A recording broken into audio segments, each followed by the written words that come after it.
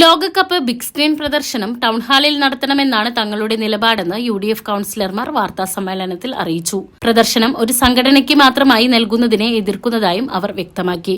നഗരസഭയുടെ പേര് ദുരുപയോഗപ്പെടുത്തി ചിലർക്ക് സാമ്പത്തിക നേട്ടമുണ്ടാക്കാൻ അനുവദിക്കില്ലെന്നും GSIക്ക് മാത്രം പ്രദർശന ചുമതല നൽകുന്നതിനെ പിന്തുണയ്ക്കുന്നില്ലെന്നും പ്രതിപക്ഷ നേതാവ് ബഷീർ പൂക്കോട് പറഞ്ഞു.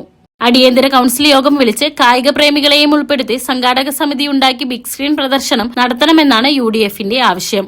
UDF കക്ഷി നേതാവെന്ന നിലയിൽ നൽകിയ കത്തിനെ രഹസ്യക്കത്തായി ചിത്രീകരിക്കാൻ ശ്രമം നടന്നതായും ബഷീർ പൂക്കോട് ആരോപിച്ചു. ഇന്നലെ നമ്മുടെ കൗൺസിലിൽ പാർലമെന്റ് പാർട്ടി ലീഡർക്ക് രഹസ്യക്കത്ത് കൊടുത്തതാണ്. എങ്ങനെ രഹസ്യക്കത്താവുക? ഇത് ആണ് ഞാൻ കൊടുത്ത കത്ത്. ഇതിൽ നമ്പർ ഇട്ടിട്ടാണ് കൊടുത്തത്. ഞാൻ താഴത്തെ ഓഫീസിൽ താഴത്തെ ഫ്രണ്ട് ഓഫീസിൽ നമ്പർ ഇട്ടിട്ട് മുകളിലേക്ക് കൊടുത്ത കത്ത് എങ്ങനെ രഹസ്യക്കത്താവുന്നത്?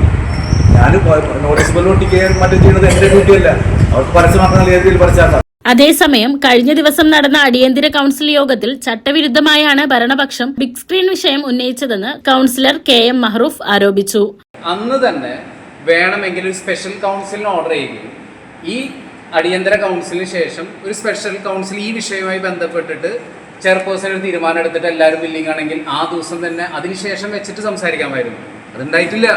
ഇത് വേറൊരു അജണ്ട വേറൊരു അജണ്ട സംസാരിക്കുന്നതിന്റെ ഇടയിൽ മറ്റു വിഷയങ്ങൾ ആരൊക്കെയോ എടുത്തിട്ട് ഒരു കാര്യത്തിന് തീരുമാനം എടുക്കാൻ കൗൺസിലിന് അധികാരമില്ല. കാരണം കൗൺസിൽ അജണ്ട വരാത്തൊരു കാര്യത്തിന് തീരുമാനമാക്കാൻ പറ്റില്ല. വാർത്താ സമ്മേളനത്തിൽ VS Navaneeth, MV Biju, Priya Rajendran, Noushad Ahmu, Bindu Narayanan, Susha Babu, AV Unnikrishnan, Jaleel Panikkaveettil, PK Mahija, Sheena Raphel എന്നിവർ പങ്കെടുത്തു.